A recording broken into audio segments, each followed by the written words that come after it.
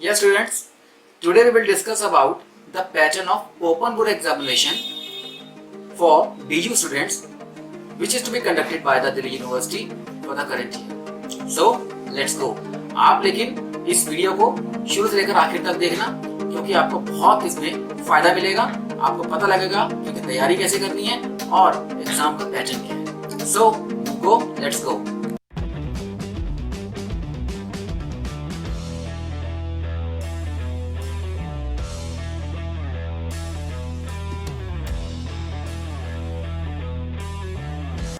Hello students and my dear friends, welcome to learning commerce. आज हम discuss करने आए हैं स्टूडेंट्स के लिए आज के सबसे बड़े hot issue open book examination के लिए। तो ये टॉपिक है open book examination for DU students. अब ये ओपन बुक एग्जामिनेशन है क्या? जैसे कि आप जानते हैं कि आजकल ये पैंडेमिक यानी कि कोरोना पैंडेमिक की वजह से स्टूडेंट्स के लिए फिजिकल एग्जाम कंडक्ट नहीं हो पा रहे हैं। इसलिए डीयू ने डिसाइड किया कि हम बच्चों के लिए एक ऑल्टरनेटिव तरीका ढूंढ रहे हैं एग्जाम लेने का, that is called open book examination, जो डिसाइड हो चुका है और वो कुछ स्टूडेंट्स के लिए एप्लीकेबल होगा। ये है क्या? अब पहले तो देखो मीनिंग देखो कि जो ओपन बुक एग्जामिनेशन जिसको आज OBE के नाम से हम जान रहे हैं, ये एग्जामिनेशन है जहां पे स्टूडेंट्स को एग्जाम देना है अपने घर बैठकर। Students have to give the exams by sitting at home. और ये जो OBE एग्जाम है, open book examination, is being conducted for final year students only. First year और सेकंड ईयर स्टूडेंट्स के लिए ये एप्लीकेबल नहीं है, उनको डायरेक्टली प्रमोट किया जा रहा है। ये सिर्फ फाइनल ईयर स्टूडेंट्स के लिए जो दिल्ली यूनिवर्सिटी के इन कैटेगरीज के लिए हैं, स्कूल ऑफ ओपन लर्निंग के स्टूडेंट्स के लिए, एक्सटर्नल स्टूडेंट्स के लिए और NC वेब यानी कि non collegiate women education board के स्टूडेंट्स के लिए। तो SOL के एक्सटर्नल स्टूडेंट्स के लिए और NC वेब के स्टूडेंट्स के लिए के फाइनल ईयर के स्टूडेंट्स के लिए ये OBE एग्जाम्स कंडक्ट किए जाएंगे in the first week of July, जो कि टेंटेटिव डेट है। 1 जुलाई से लेकर 15 जुलाई के बीच में ये टेंटेटिव डेट है। बाकी फाइनल डेट जो भी होगी वो डीयू आपको टाइम टू टाइम बताती रहेगी और वो आप डीयू की वेबसाइट से या SOL की वेबसाइट से चेक कर सकते हैं। तो ये ओपन बुक एग्जामिनेशन एक तरीके का ऐसा एग्जाम जहां आपको कहीं जाना नहीं है, आपको घर बैठ के एग्जाम देना है। ओके, अब इसमें देखते हैं कि पैटर्न क्या रहेगा या क्या रह सकता है, क्योंकि अभी तक वैसे डिसाइड नहीं किया गया, लेकिन जो हमें जितना मालूम पता लगा है तो वो एग्जाम पैटर्न पहले कैसा था और अब कैसा होगा, उनको हम कंपेयर कर रहे हैं। सबसे पहले बात करते हैं टाइम की। जहां पहले पिछले साल तक ये एग्जाम 3 घंटे का होता था, अब ये एग्जाम वैसे 3 घंटे का है, पर राइटिंग के लिए सिर्फ 2 घंटे मिलेंगे। बाकी 1 घंटा आपको मिलेगा आपको क्वेश्चन मटेरियल डाउनलोड करने के लिए और आपको सॉल्यूशंस को अपलोड करने के लिए। आपको क्वेश्चन मटेरियल उनकी जो आपका लॉगिन पासवर्ड आएगा उसको करके आपको अपना क्वेश्चन मटेरियल डाउनलोड करना है और साथ ही साथ आपको उसी वेबसाइट के ऊपर ये सॉल्यूशंस अपलोड करने हैं। इस डाउनलोडिंग मटेरियल और अपलोडिंग सॉल्यूशंस के लिए आपको 1 घंटा अलग से मिलेगा और एग्जाम लिखने के लिए आपको 2 घंटे मिलेंगे। तो ये आपका कंपैरिजन है टाइम में। दूसरा जो कंपैरिजन है मार्क्स का, जहां अब तक पिछले साल तक जो एग्जाम था वो 100 मार्क्स का होता था, अब वो 75 मार्क्स का हो सकता है। और जो क्वेश्चंस होंगे, जहां पहले आपको 10 में से 5 क्वेश्चंस करने होते थे, वो अब आपको 6 में से 4 क्वेश्चंस करने पड़ सकते हैं। तो ये पहले 50% ऑप्शंस होते थे, लेकिन अब आपको 6 में से 4 क्वेश्चन अटेम्प्ट करने हैं और मार्क्स भी 75 का है, पहले 100 मार्क्स का था।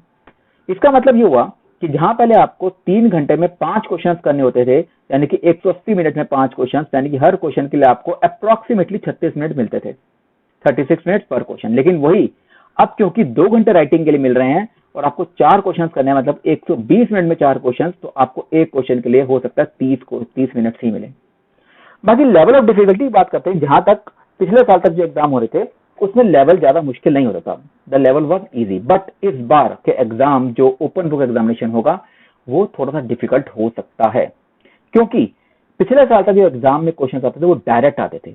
आपने याद किया हुए सॉल्यूशंस को आप लिख सकते थे, डायरेक्ट क्वेश्चन। लेकिन अब ये क्वेश्चंस इनडायरेक्ट आएंगे, घुमा कर आएंगे, कॉमन सेंस आपको लगानी पड़ेगी उसके अंदर, क्योंकि वो एक जैसे क्वेश्चन केस स्टडी की तरह बनता है उस तरह से क्वेश्चन देंगे और आपको उसका सॉल्यूशन आपको कॉमन सेंस आपकी अंडरस्टैंडिंग के हिसाब से देना है, तो डायरेक्ट क्वेश्चंस नहीं होंगे कि आपने याद किए हुए लिख दिए, तो ये क्वेश्चंस इनडायरेक्ट हो सकते हैं, थोड़ा सा डिफिकल्टी लेवल लर्निंग की बढ़ेगा।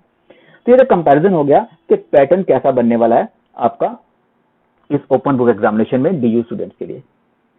दूसरी चीज हम पढ़ते हैं फिर इसको प्रिपेयर कैसे करना है। सबसे पहले आपको इन बुक्स, जो आपकी बुक्स मटेरियल है, सारा आपको बहुत ही थोरोली रीड करना है, डिटेल्ड में रीड करना है और नोट्स बनाने हैं। सबसे दो बड़ी चीज है, बुक्स डिटेल में रीड करो और नोट्स बनाओ, क्योंकि आपको ध्यान रखना है कि क्वेश्चंस आपके जनरल रीजनिंग के होंगे, जैसे बताया डायरेक्ट क्वेश्चंस नहीं होंगे। टॉपिक्स वही होंगे जो आपने अपने स्टडी मटेरियल में पढ़े हैं, टॉपिक्स वही होंगे जो आपने पूरे पढ़े हैं। इसलिए कहते हैं आपको हर टॉपिक को डिटेल में पढ़ना है, थॉरोली पढ़ना है। तो ये आपको थॉरोली का है, इसमें डिटेल में सारे पढ़ने हैं। क्योंकि ये मत सोचना कि आपको बस घर बैठ के अगर आंसर्स लिखने हैं तो बुक में से देख के आप सारे आंसर्स लिख दोगे, बहुत आसान काम है, पर ऐसा नहीं होगा। आपको यहाँ पे कॉपी और पेस्ट ऑप्शन मिलने वाला नहीं है कि आपने बस देखा और लिख दिया। आपको अपनी अंडरस्टैंडिंग लगानी पड़ेगी, सोच के समझ के आंसर्स लिखने हैं, क्योंकि ऐसा नहीं होगा कि व्हाट इज दिस करके आपको डायरेक्टली क्वेश्चन दे देंगे और आपको आंसर लिखना पड़ेगा, तो ऐसा नहीं होने वाला। तो थोड़ी सी डिफिकल्टी लेवल बढ़ेगा। तो ऐसे आप प्रिपेयर करना है कि आपको बुक्स थॉरोली रीड करनी है और नोट्स बनाने हैं। अब आप देखो ओबी का मतलब है क्या। इसका मतलब है कि अब आप अपने साथ, जैसे एग्जाम में जा रहे हैं तो नोट्स ले जा सकते हो, टेक्स्ट ले जा सकते हो, और बाकी स्टडी मटेरियल जो भी जहां से आपने पढ़ा है वो अपने साथ एग्जाम में ले जा रहे हो। आप जा नहीं रहे फिजिकल, आप घर बैठ के दे रहे हो, मतलब आपके पास आपके नोट्स, टेक्स्ट, स्टडी मटेरियल सब कुछ आपके हाथ में है। एक तरीके से एग्जाम में आप ये सारा मटेरियल अपने साथ लेके जा रहे हो। पर इसका मतलब ये नहीं है that you can write answers directly from your notes. ऐसा नहीं नोट्स में से देखा या आपकी बुक्स में से देखा और लिख दिया। वो आपकी एबिलिटी टेस्ट करेंगे। They will test your ability to find and apply your information, कि आप अपनी इन्फॉर्मेशन, आपकी नॉलेज को कैसे अप्लाई कर रहे हो उन आंसर्स में। तो नंबर आपको जो मिलने वाले हैं आपकी अपनी अंडरस्टैंडिंग के हिसाब से मिलने वाले हैं। तो इस चीज का ध्यान रखने वाला। तो आपको ध्यान क्या करना, हाउ टू प्रिपेयर। सबसे पहले you must know where are the solutions in your resources. जो भी आपके रिसोर्सेज हैं, स्टडी मटेरियल हैं, बुक्स हैं, गाइड्स हैं, कुछ भी हैं, सॉल्यूशंस कहाँ हैं आपको पता होना चाहिए, क्योंकि वो टाइम 2 घंटे का बहुत इंपॉर्टेंट है। Then learn for understanding rather than remembering. आपको याद नहीं करना, क्रैम रट्टा नहीं मारना, आपको इन टॉपिक्स को अंडरस्टैंड करना है। तो ये ध्यान रखना। तीसरा, you have to understand how to find information. आपको पता होना चाहिए कि बुक्स में से इन्फॉर्मेशन ढूंढनी कैसे है, कहां से। आप इसलिए तैयारी पहले से करके रखो। उस वक्त इतना नहीं मिलेगा कि आपको ये सारी चीजें ढूंढनी पड़े। आपको खुद ही पहले अंडरस्टैंड करना पड़ेगा कि बुक्स में इंफॉर्मेशन कहां मिल सकती है। आप अपने नोट्स अच्छी तरीके से बनाओ ताकि आपको फास्ट रेफरेंस के लिए नोट्स आपको बनाने जरूरी है, और अपनी खुद की अंडरस्टैंडिंग लगाओ आंसर्स के अंदर, डायरेक्ट कॉपी और पेस्ट करने की बजाय। फिर साथ में आप क्वेश्चंस को जब पढ़ोगे तो बहुत ही केयरफुली अंडरस्टैंड करो कि क्वेश्चन में कहा क्या जा रहा है, and try to connect it with the chapter और टॉपिक यू हैव स्टडी। जो भी आपने टॉपिक पढ़ा है, जो आपने चैप्टर पढ़ा है, उसको कनेक्ट करने की कोशिश करो उन क्वेश्चंस के साथ, कि अगर आपने ये क्वेश्चन के बारे में जो लिखा हुआ है ये किस चैप्टर में मिलेगा। जो आप टॉपिक करने वाला था, उस टॉपिक में से कौन सा टॉपिक आप इसमें डाल सकते हो। तो ध्यान से पढ़ना पड़ेगा, ध्यान से समझना पड़ेगा। इसका मतलब घर बैठ के एग्जाम दे रहे हो ये मतलब नहीं है कि आप जितना मर्जी कहीं से भी देख के लिखते चले जाओ। आपको पता होना चाहिए, जैसे बताया, कि नोट्स आपके पास हों ताकि आपको फटाफट रेफरेंस मिल सके। आपको पता होना चाहिए इंफॉर्मेशन कहां पर है बुक्स के अंदर। इसका मतलब अंडरस्टैंड करने की कोशिश करो, रिमेंबरिंग और क्रैम करने की बजाय। तो ये है प्रिपरेशन का तरीका। नेक्स्ट, अब नोट्स कैसे बनाए जाए। नोट्स बनाने के लिए सबसे पहले आप सब्जेक्ट को रिव्यू करो। सारे जो मेन थीम्स हैं, मेन टॉपिक्स हैं, उसको वर्कआउट करो कि क्या क्या टॉपिक्स और क्या क्या थीम्स हैं जिस पर आपको तैयारी करनी है। सारे मेन कंसेप्ट, सारी इंफॉर्मेशन जो आपको लग सकता है उन सब की पहले से ही नोट्स बना के अलग से रखो। और जो नोट जो बना रहे हो किसी एक जगह पर, वो ब्रीफ होने चाहिए और लेजिबल होने चाहिए। मतलब ज्यादा लंबे मत लिखो और साफ हैंड राइटिंग में लिखो, ताकि आपको देखने में, समझने में, पढ़ने में, लिखने में मुश्किल ना हो। जितने मेन टॉपिक्स हैं जो आप पढ़ रहे हो उनको समराइज करो, क्लियर हेडिंग्स बना के रखो, सब हेडिंग्स बना के रखो, ताकि उसके बारे में लिखना पड़े तो आप फटाफट उसको लिख सको। नोट्स जो आप बना रहे हो उसको हैफाजत तरीके से नहीं, पूरे ऑर्गेनाइज तरीके से इसको इकट्ठा करो, क्लियरली नोट सारे ऑर्गेनाइज करो, ताकि देयर में नॉट बी एनी डिफिकल्टी, आपको आंसर ढूंढने में मुश्किल ना हो, क्वेश्चन के आंसर कहां पर हैं। और जो भी आपने टॉपिक्स पढ़े हैं उनको कनेक्ट करने की कोशिश करो। Try to identify how the various topics, के जो टॉपिक्स आपको मिल रहे हैं या क्वेश्चंस के अंदर हैं वो कैसे कनेक्टेड हैं एक दूसरे के साथ। तो नोट्स बनाने की कोशिश में ये सब चीजों का ध्यान रखो। अब आपको ध्यान रखना है कि एग्जाम में की रिक्वायरमेंट क्या होगी। जब एग्जाम देने बैठ रहे हो, आपको 3 घंटे का टाइम मिल रहा है, उस 3 घंटे के टाइम में 2 घंटे आपको लिखने के लिए और 1 घंटा बाकी अपलोडिंग डाउनलोडिंग के लिए मिलेगा। तो इसके लिए आपके पास सारा मटेरियल रेडी होना चाहिए। You must have all material ready with you at the time of writing the exam.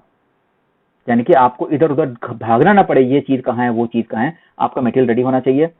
आपको अपनी टाइम लिमिटेशन पता होनी चाहिए कि 2 घंटे का ही टाइम होगा आपके पास इस एग्जाम को लिखने का। Then you must be aware of main topics, कौन कौन से एग्जाम में टॉपिक कवर हो सकते हैं, इसकी पहले से तैयारी करके रखो।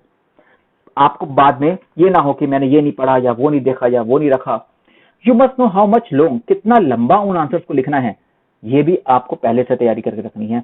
यानी कि आपको हर तरह के क्वेश्चन तैयार करने हैं, चाहे वो शॉर्ट क्वेश्चन हो, चाहे वो वेरी शॉर्ट क्वेश्चन हो या वो लॉन्ग क्वेश्चन हो। इसका मतलब अब आपको ये पता लग गया कि जब ओपन बुक एग्जामिनेशन ये देने जा रहे हो तो आपके पास सारा मटेरियल रेडी होना चाहिए, रिसोर्सेज रेडी होने चाहिए, हर तरह के क्वेश्चन तैयार करो, शॉर्ट लॉन्ग वेरी लॉन्ग, और नोट्स ध्यान से बनाओ, तरीके से बनाओ, ऑर्गेनाइज करो, सब एक जगह रखो ताकि जब क्वेश्चन करने बैठो, सोल्व करने बैठो तो आपको कहीं भी चीज कोई मुश्किल ना हो। ओके, तो ये आपके लिए ध्यान रखने वाली चीजें हैं कि आपको याद नहीं करना है, रट्टा नहीं मारना है, आपको अंडरस्टैंड करना है, नोट्स बनाने हैं, बार बार कह रहा हूं, ताकि आपको वो एग्जाम के अंदर, एग्जाम जब लिखने जा रहे हो तो उस वक्त आपको किसी चीज की मुश्किल ना हो। ओके, तो this was all about what was the exam pattern, what should be the exam pattern, and how you can make the notes, how you have to prepare for the exam। ये सारा मैंने आपको discuss किया है पूरे इस video lecture के अंदर। So be ready for the July exam, final year students, best of luck, all the best for your exam, and stay connected with Learn in Commerce. We will meet again, once again. Thank you. Goodbye.